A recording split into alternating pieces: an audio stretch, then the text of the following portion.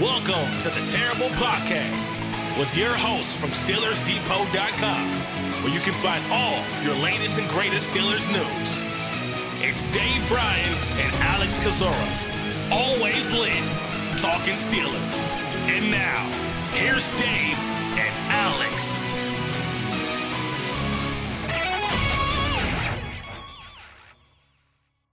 Welcome to the Terrible Podcast, Season 13, Episode 102. He's Dave Bryan. I'm Alex Kozora, SteelersDepot.com. Thanks for being back with us here this, we'll call it Friday morning, as the intros kind of become similar. The days have run together here, Dave. Another emergency midnight podcast because the Pittsburgh Steelers news does not stop. And my biggest question, though, off the top is, how's the bracket looking over there for you, Dave? March Madness. I'm not very good at that. It's something I'm not. Look, I don't follow college. I mean, I'll watch a little bit of a game here, and I've said several times over the years that getting my butt kicked by the man when I lived in Savannah, but gambling on basketball kind of soured me a little bit. But I filled one out like everybody else. I don't think I'm doing too well in the Steelers Depot pool. How about you? Not much better. All I got to say is Northern Kentucky better chill right now. They are playing Houston pretty tight here in the first half. Yeah. There've been a couple of wild. I've watched I haven't been able to sit and watch them all here, but I've watched. I flip over to the endings of most of them here today. But man, what a difference 24 hours can make, right? Yeah, Pittsburgh really overhauling that inside linebacker room. So let's start there with the roster additions and the roster deletions. And Dave, you just spoken about yesterday, maybe one of those deletions could be coming as a signing comes in. And that's what happened. Pittsburgh signing former Miami Dolphins and New England Patriots linebacker Elandon Roberts to a 2-year deal. Don't know exact money on that right now. And basically in the same breath, releasing Myles Jack. And so that's going to save quite a bit of cap space there. Jack signing a 2-year, $16 million deal last offseason after getting released by the Jaguars.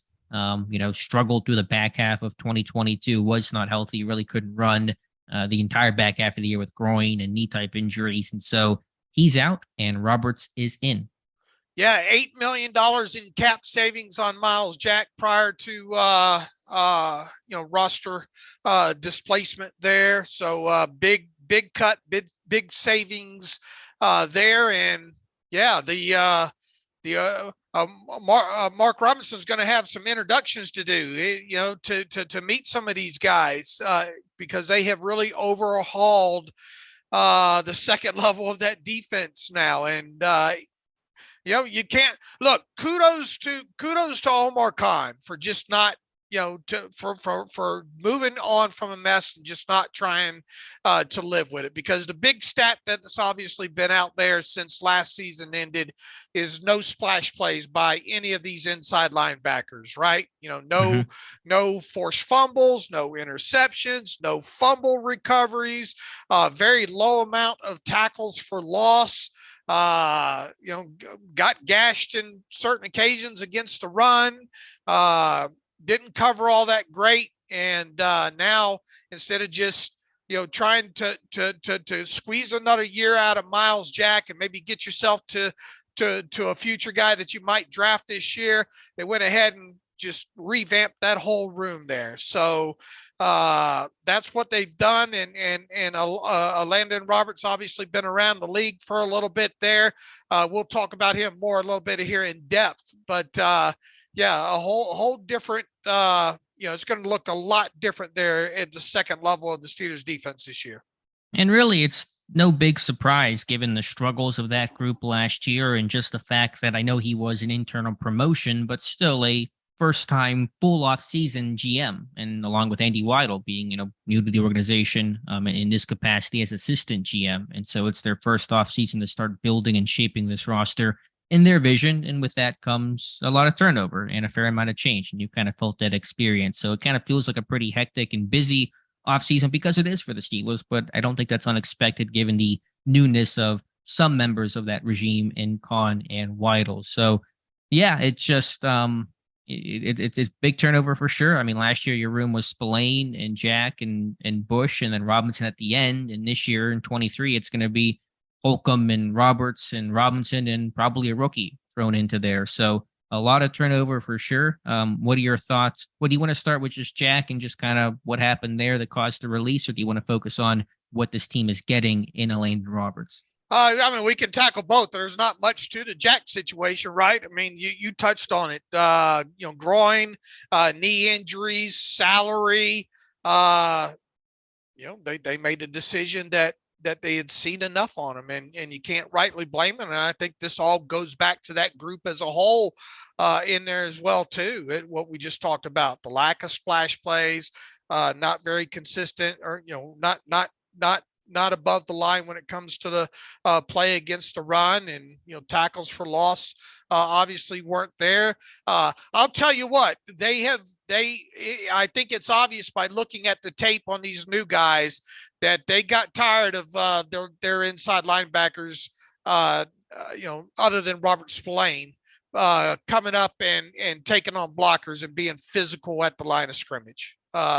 If there's anything you can say about Holcomb and Elandon Roberts, is the fact that those guys will come up and they will attack the line of scrimmage and they will attempt to take on blocks. So they got just as sick of watching the tape, as we probably did, if not more. So, that decision's been made. And, once again, kudos to them for not hanging on that extra year. And good thing they split that contract up on Myles Jack too, right? So essentially, 1 year, $8 million contract for that. And it didn't work out. They gave themselves an opportunity to cut bait with him if they needed to this year. And that's what they did.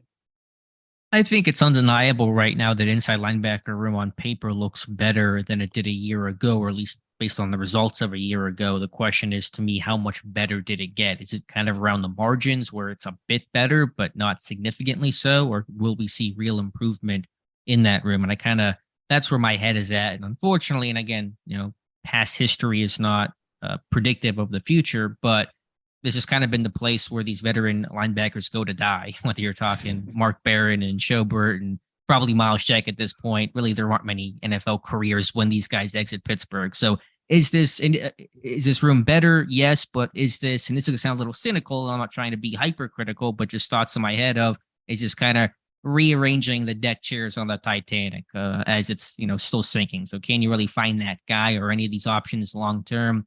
I like Holcomb more than Roberts. They have different skill sets. So they're trying to, very broadly kind of have Holcomb be more of the MAC 3-down linebacker and Roberts more of that traditional buck. But I'm not sure if either of these guys are really going to be like great, standout, stable, long-term answers. What you're saying is they have gone through linebackers like Spinal Tap goes through drummers, right? I get that reference just because I've been on the podcast long enough with you. I'll answer the question is, I don't see how it can be as bad as it was last year. I agree. It's gotten better. I think it's a better room. Will right. be a better room, Robinson in year 2, but how much better? Is it 10% better? How much does that really give you then? Time will tell. But I will say this, at least we have, we will see guys that will attack the line of scrimmage. Now, will we see either one of these guys in the Pro Bowl? Probably not,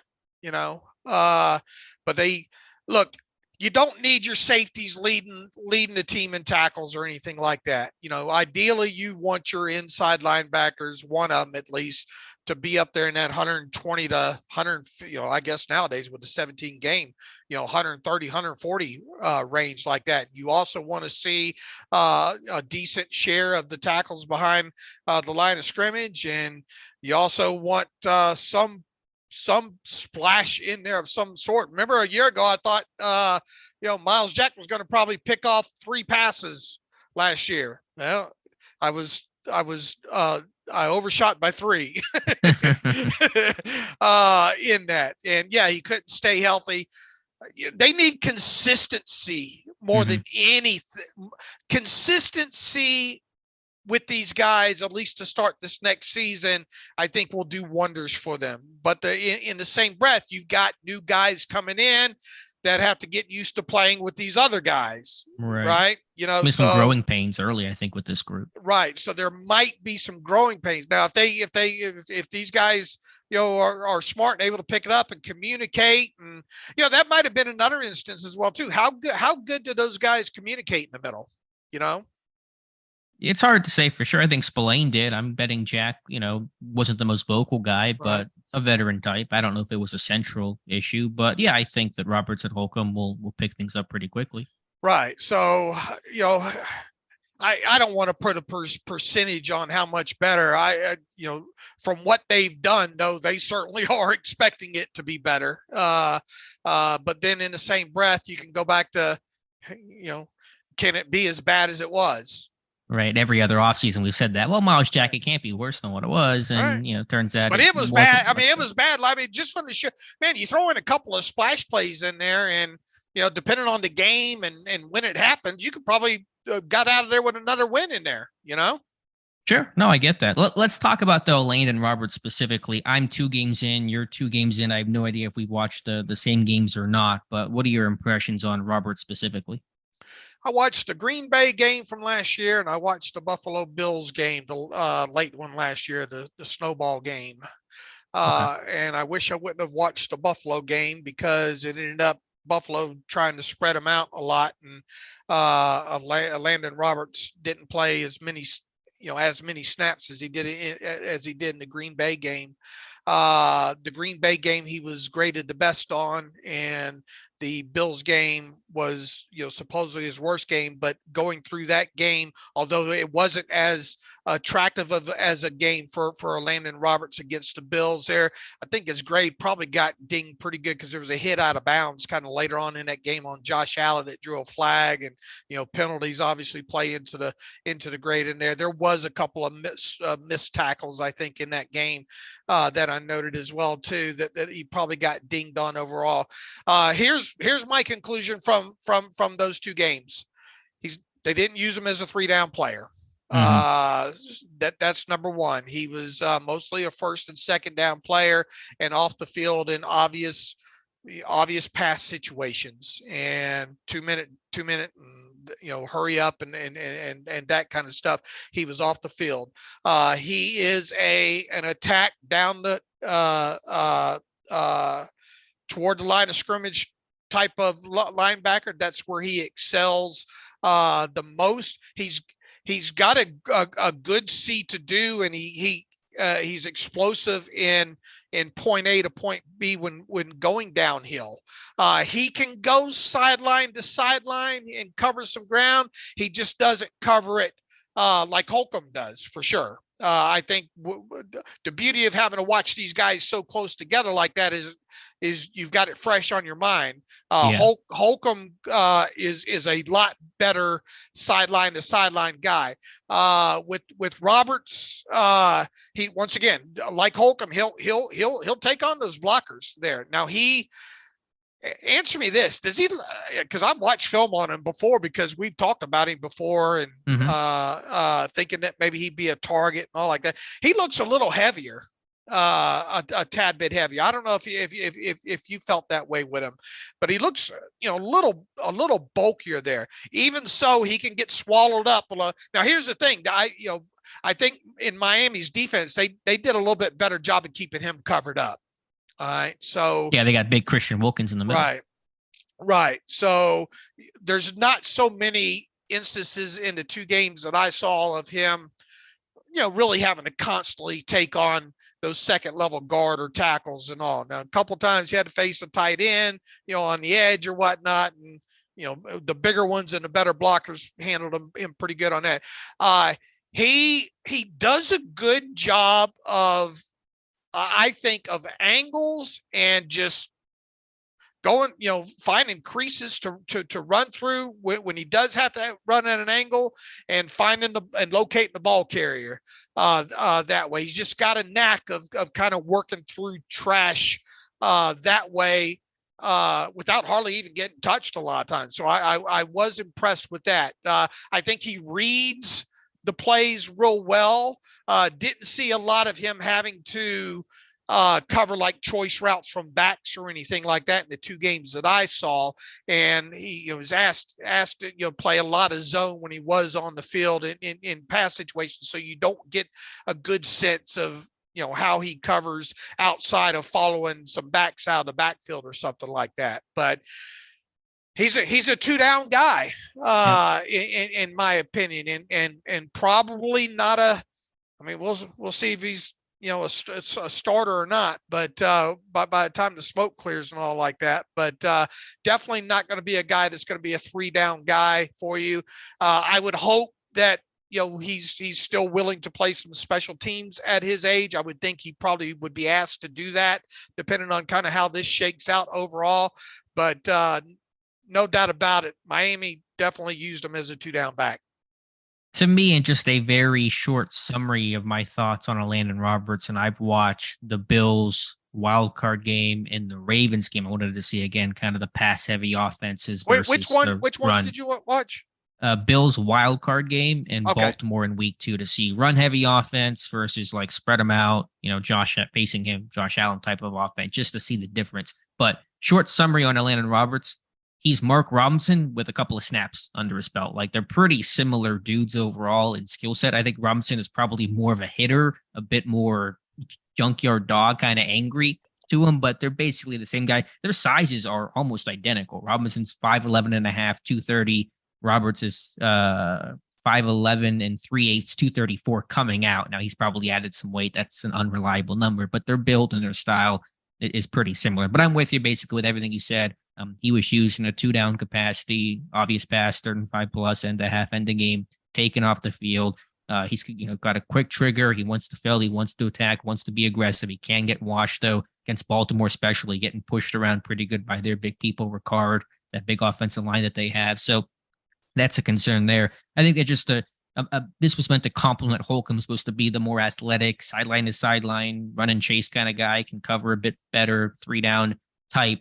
Roberts is not going to be that kind of guy. It feels a little redundant, though, with Robinson, but I suppose you want to let everybody compete, and you're not quite sure how Robinson's going to, project in year 2. So to me, it's a pretty similar skill set overall. It was, the tape was decent, but nothing that I felt, crazy about. Right. I would agree on that. I mean, it is nice to see these guys attacking, right? Going forward and taking on these blocks at least. Yeah, and he had some splash. I mean, he had 10 tackles for a loss last year, and I had the stat up. He had more tackles for loss than Robert Spillane, Devin Bush, and Myles Jack combined. And, some of that's maybe a bit of the system and maybe some of those big guys in the middle. But I think Roberts does play downhill and wants to attack and take some decent angles overall. He can fall off some tackles because he's pretty, narrow. The shoulders are kind of narrow. The wingspan isn't that great. But overall, he's a guy that, wants to hit you, wants to be aggressive, wants to be downhill.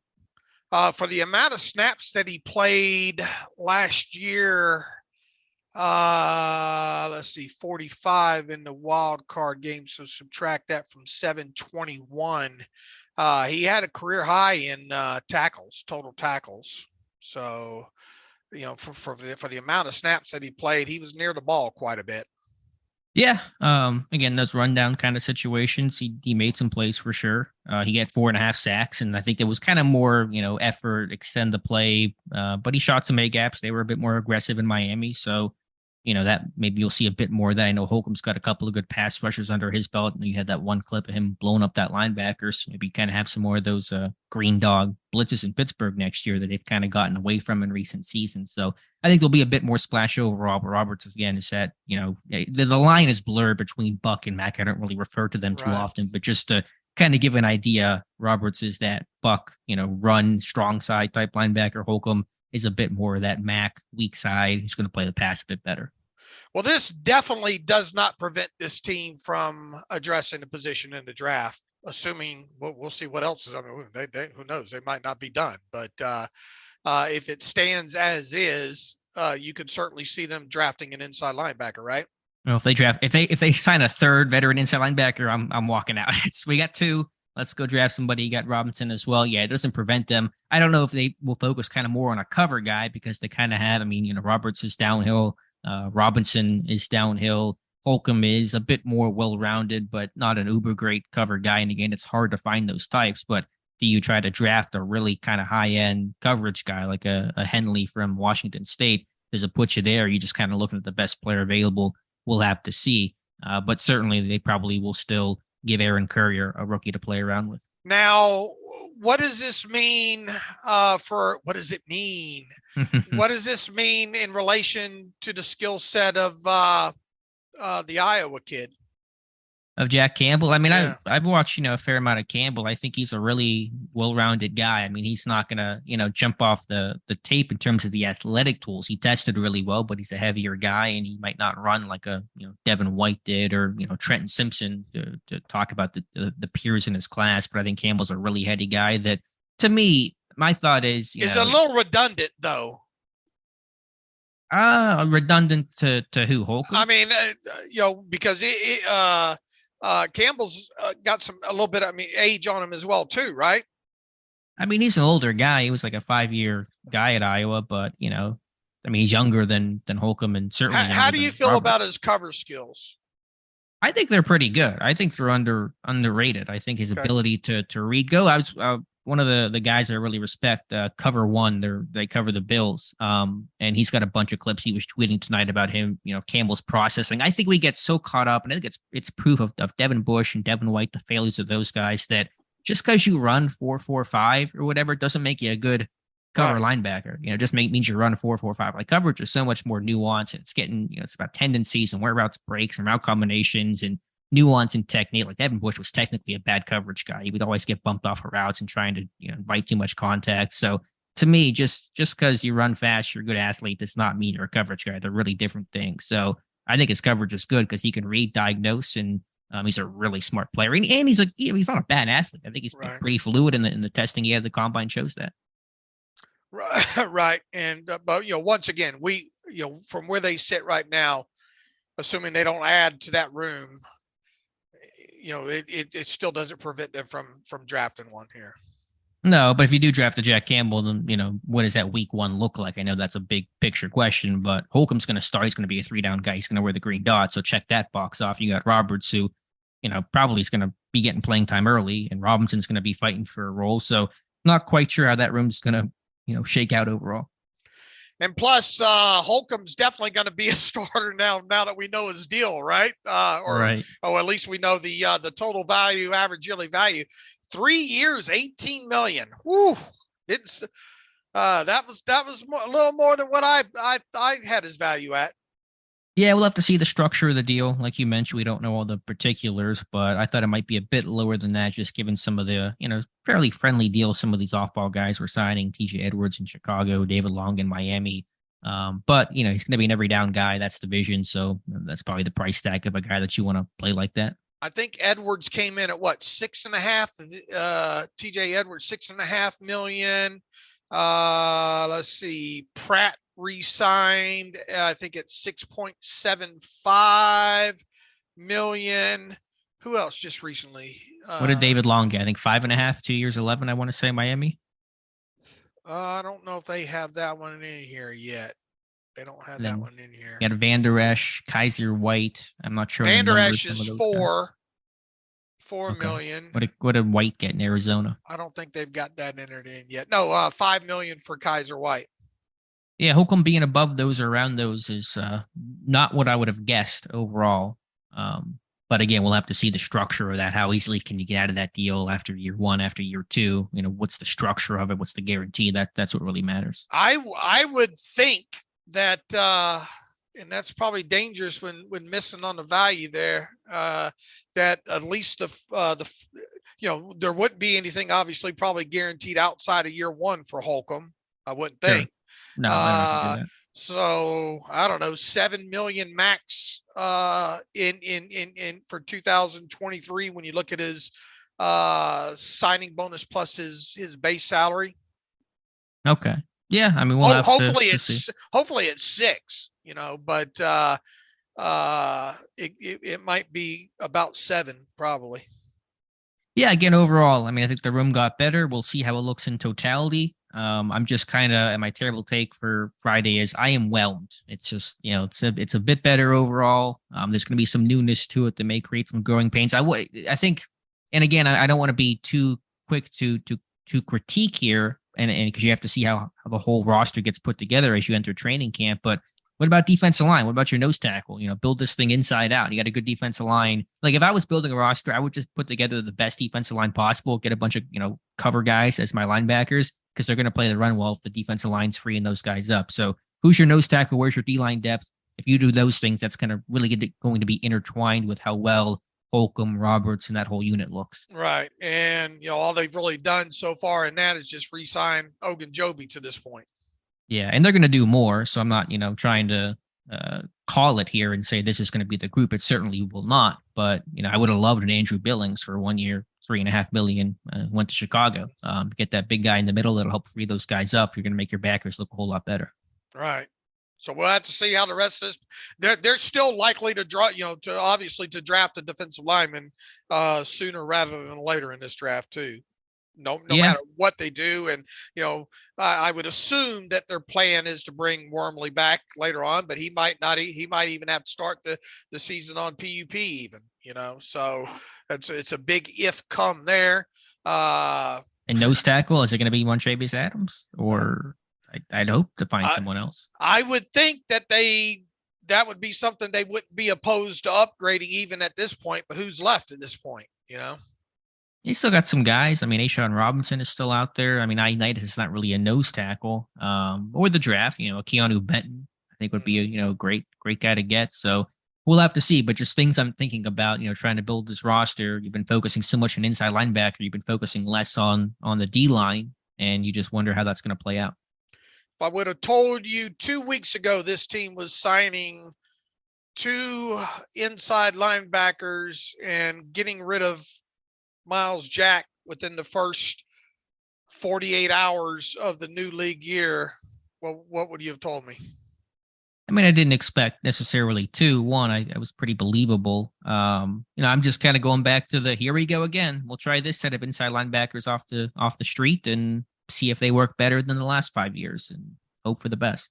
Okay.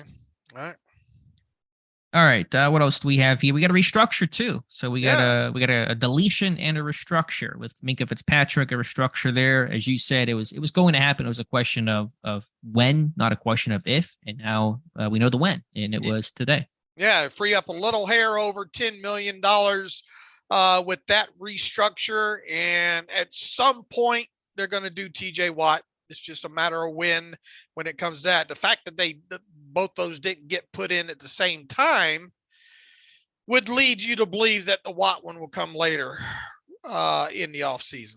But, something might crop up and find a deal out there somewhere that you just can't live without. Maybe you do Watt now. So the fact that both those didn't come in at the same time at least would lead me to believe that maybe the Watt one will be later on in the offseason. How much would that free up? I know it can vary, but if they wanted to take it to whatever they took it to Fitzpatrick, the max or 90%, what number would that be on Watt? 12.613333.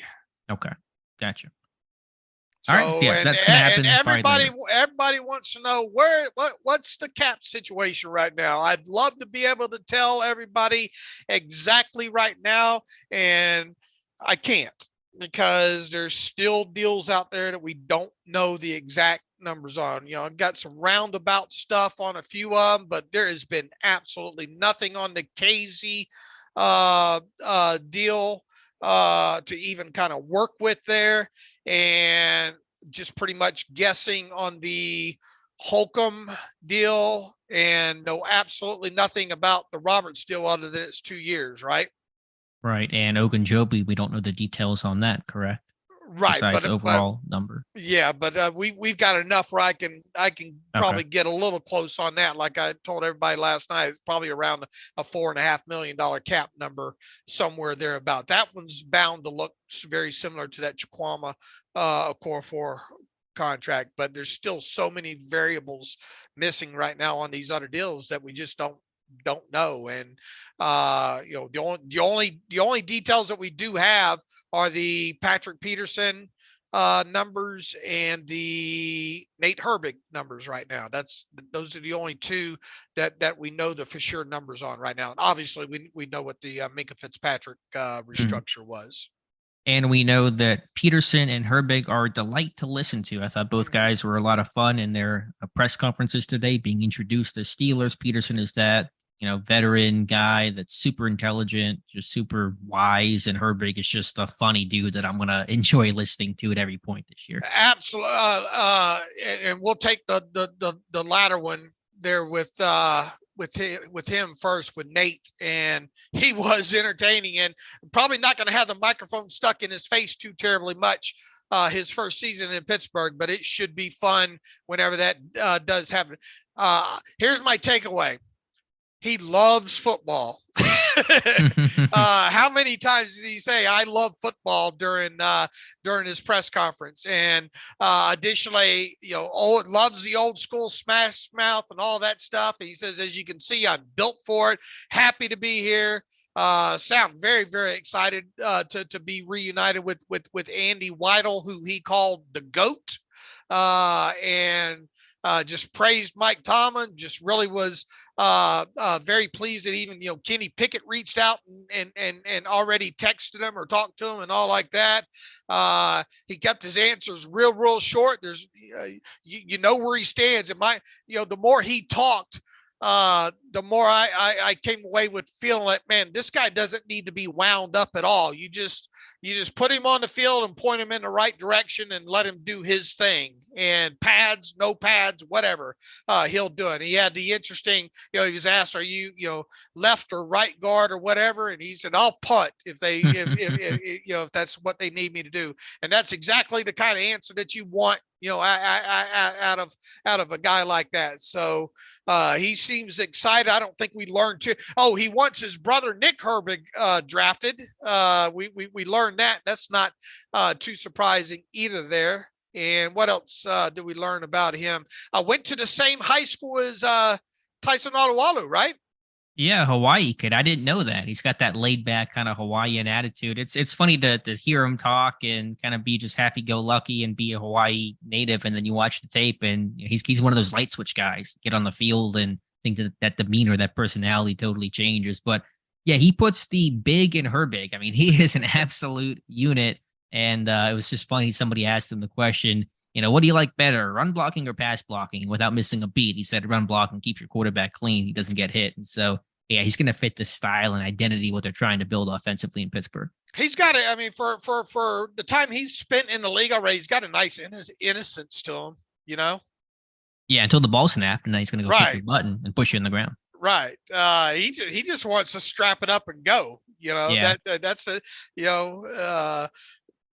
that's the demeanor that he has, kind of a no nonsense guy. But I enjoyed kind of his innocence. He was asked about David DeCastro, and obviously watched him play for the Steelers when he was, or when Nate was back at Stanford and all, and knows all about him. Doesn't know David DeCastro personally, but definitely knows who David DeCastro is. And we also know what number Patrick Peterson will wear. It's number 20. Obviously couldn't get number 7. That was spoken for, but he'll wear 20. And that seems to be heavily influenced by his cousin, Brian McFadden, who, of course, wore number 20 whenever he was a Steeler. So Cam Sutton just wore it, and now it's going to go to Patrick Peterson. And I would imagine don't be surprised if Herbig wears number 66. I'm really going out on a limb there. Yes, you are. So, good interviews by both those guys. Some other news here, Dave. What did you think about Peterson and asking about the coverage aspect? Yeah, he talked about some of the versatility. It was an interesting comment there because he said he wanted to be able to do more and move around more in Minnesota, and he really didn't oblige. And so could he do some of that free safety stuff? I feel like as that speed starts to go, you always have that conversation about cornerbacks. Should they transition to free safety? So, maybe he could try to do some of the post-snap rotation, some of the cover 2 invert stuff that Pittsburgh was doing pretty heavily on third down last year. But obviously he's still getting paid to be an outside corner. So we'll see how it looks, but he's open to moving around. And again, he's that, zone type, losing some speed, but has good ball skills, a really good processor. So I think he would actually kind of play well in that safety role. Right. So definitely open to that, and excited to, see how they ultimately use him. Among the flurry of news on Thursday morning, a very kind of early speculative report from Josina Anderson, but worth noting that she talked about how Pittsburgh has some preliminary interest in now free agent Bud Dupree, outside linebacker, formerly of the Steelers, officially released by the Titans. And so the note from Anderson was they needed to make sure he's healthy, that knee is all good, and everything's good to go. But we've talked about that for a little bit now, Dave. We knew that Dupree was going to get released, and so he's going to be on Pittsburgh's radar. The age, the health is going to be the concern, but obviously you could see him coming back to Pittsburgh if the money's right and the health is right. Yeah, look, and especially with them going ahead and opening up a tad bit more cap space now with the Minka deal, and we'll obviously have to see what these other deals come in and all like that. It's not unthinkable. And listen, Josina Anderson, she's pretty good. She's pretty connected to a lot of players. If memory serves me, she's got a really pretty good relationship with Bud Dupree. So I bet that little birdie's been talking to her a little bit. So it might. Here's the thing. Bud would probably be smart here for at least the next couple of days just to get a good look at what's out there on the market. Sure. For him. But at this point, yeah, it wouldn't be too shocking at all if he lands back in Pittsburgh. I mean, I would think that if it does happen, it would be like a 2-year deal or 3-year deal or something like that. Especially if he's wanting, say, more than $4 million, right? But it's not unthinkable at this point with all that's happened. Yeah, I would say given the age, given the injuries, 2-year deal is probably the smart play there. Versatile, can play either side, plays to run hard, knows the system. I mean, the connections here are obvious. Putting that aside, though, I know we're still in this first week here, Dave, but what are your just overall impressions on what Pittsburgh has done this first week of free agency? Are you happy with it? Are you upset about it? I mean, we're just kind of the general feel right now. We got some DeMonte Casey numbers. Hey, when we do the podcast, we get I know. Numbers. We got to do this podcast a lot more, but go ahead and read them off, Dave. Okay, from Aaron Wilson on Twitter, Casey signed for 2 years, $6 million with a $1.75 million signing bonus and base salaries in 2023 and 2024 of $1.25 million and $3 million respectively. That puts his cap hit for 2023 at $2.125 million and his 2024 cap hit at $3.875 million. That's a clean split of that 2 years, $6 million deal. He'll earn $3 million in 2023 and another $3 million in 2024. So good job getting him back. That's a good price on him. Oh yeah, no complaints about the deal there. 2 years, $6 million. I've kind of kicked that around with Edmonds. Now with Casey, solid. So I'm happy with that. I am too. And thank you, Aaron Wilson, for getting those numbers out. Now get us the rest of them. Please and thank you. Yeah, please and thank you. The question I was asking before our pause there was just your overall thoughts on this first week of free agency, your feelings. You happy with it? You're not? Just kind of where are you sitting today? Well, look, it definitely didn't go like I thought it would go, and that's not good or bad. Kudos to them once again for making the decision and ripping the Band-Aid off and at least trying to do something at the inside linebacker position there. Peterson, I if you probably had your druthers, and probably most people listening probably would have liked to see Cameron Sutton re-sign and even at that number. Mm-hmm. We talked the other night about Ogunjobi. They had to do something there, and they basically got painted into I don't hate the move of Ogunjobi. It's just it's not at the price that I thought it would be. And as we said, if he's more consistent, overall, then fine, because you're going to draft a guy and you're going to start looking to get younger at that position overall. I'm not planning a parade yet.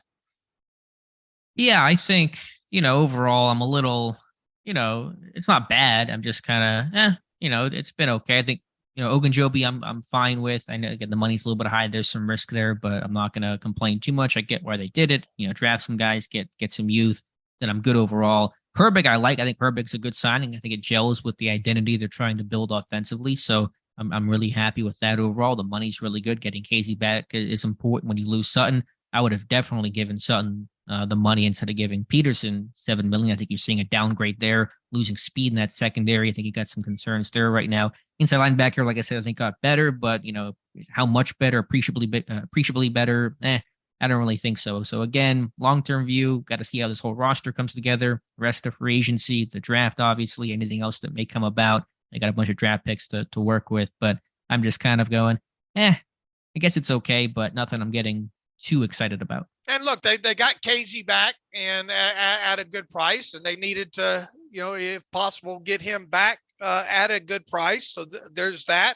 And we're still only not even 48 hours into free agency. We'll have to see what happens with Dupree. We'll have to see how many of these other guys of their own, maybe that they can get re-signed here to kind of, help shape out the bottom end of the roster here. Because here's the thing. They've got 58 players under contract now. Let's see.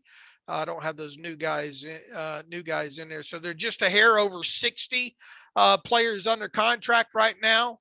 And you got to get to 90, right? Right. And how many of those are going to be? I mean, probably a good 10 of those are going to be undrafted. Another 7 to 8 draft picks, right? Right. So what's that take us up to? That's add 17 on to what's the number? 61, 62. That puts it at 80? Yeah, right around there, I guess. So yeah, you get a bunch of open roster spots. It could be more undrafted guys. It kind of just depends what your roster's looking at, on draft weekend. Right. And, there's probably going to be a couple of these, their own unrestricted guys come back on veteran benefit deals, or cheap deals, sort of like Casey, and, maybe one or two more outside free agents, I would think. Wonder what's the play at strong safety? Is there really going to be Casey? Are they going to try to bring Edmonds back? I mean, how does that work? What's that contract look like? It'd have to be more than Casey, you would think, if you're going to bring Edmonds to start over Casey at strong safety. So I'm watching that. I'm watching defensive line kind of really closely right now.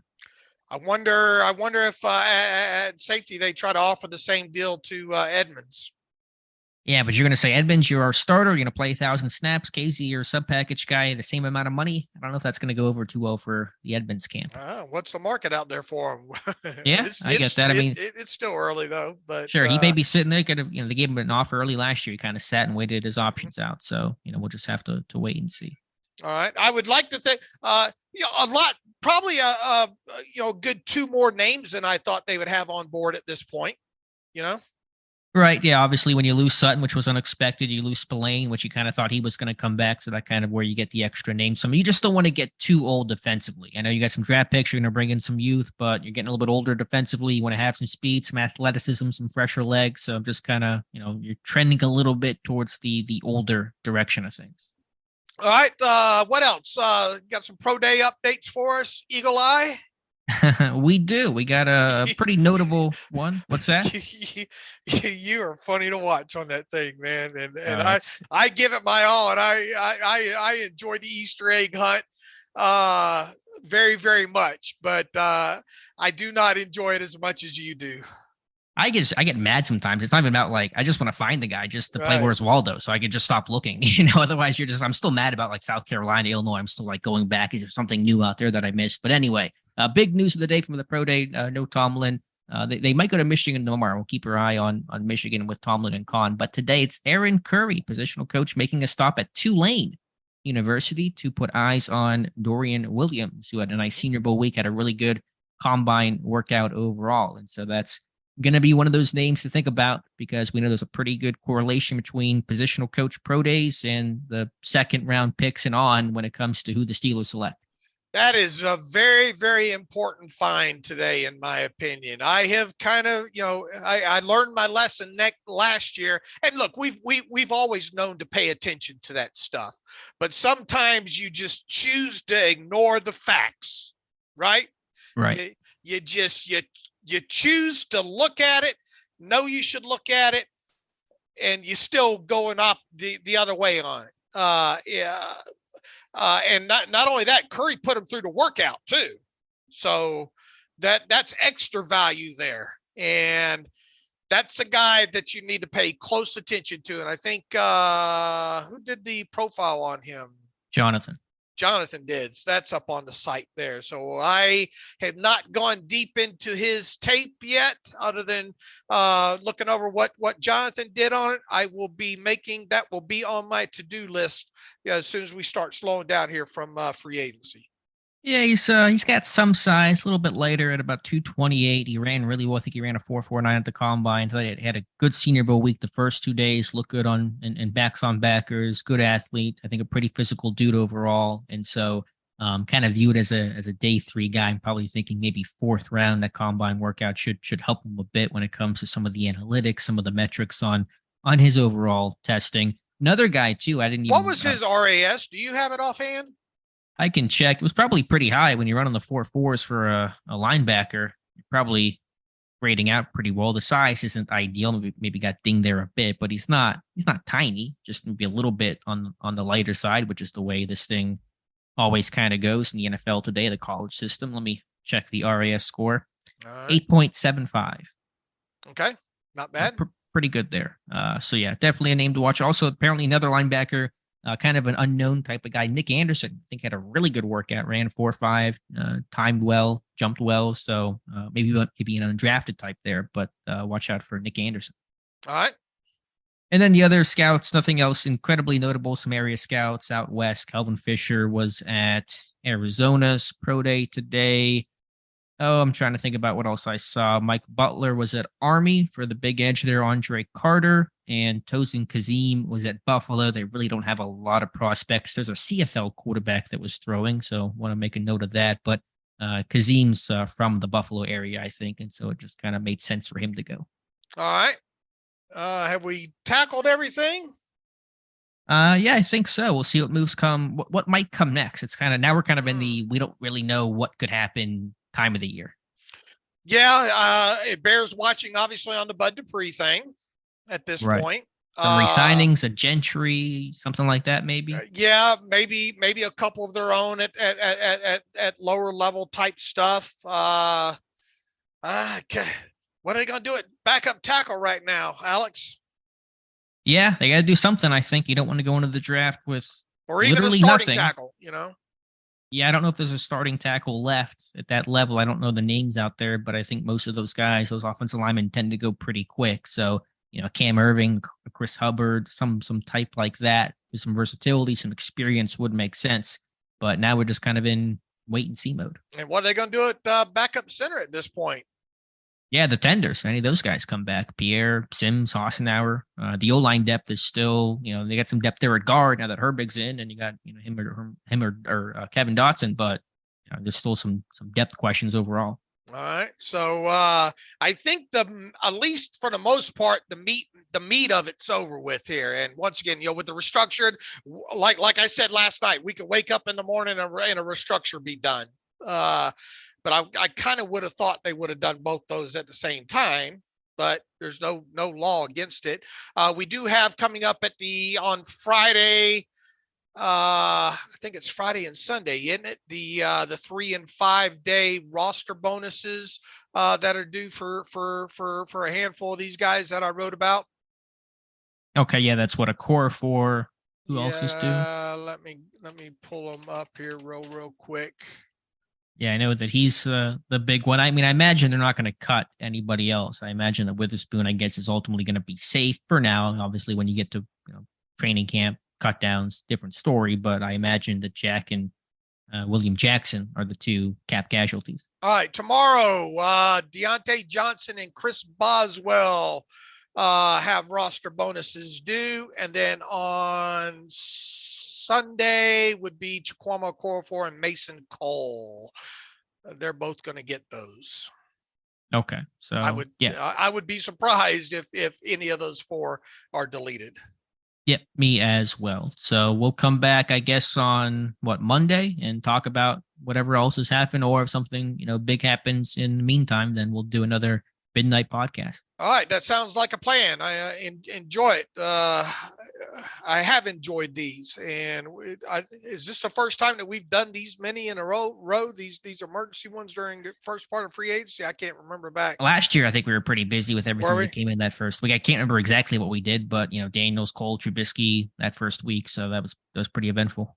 All right, I have to go write a contract post now. So in the meantime, you can follow me on Twitter at Steelers Depot. Follow Alex on Twitter at Alex_Kozora. Follow the show at Terrible Podcast.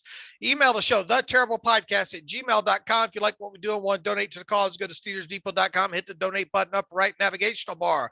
Also, if you like an ad-free version of the site, go to SteelersDepot.com. Hit the ad-free button up right navigational bar. If you're looking at navigational bar 2 under the draft portion there, we have links to the pro day tracker, the combine numbers for easy access. We've gotten that taken care of as well for everybody as well too. So until the next time, we don't know if that might be 24 hours from now or might be Monday morning. But as always, thanks for listening to the Terrible Podcast with Dave and Alex.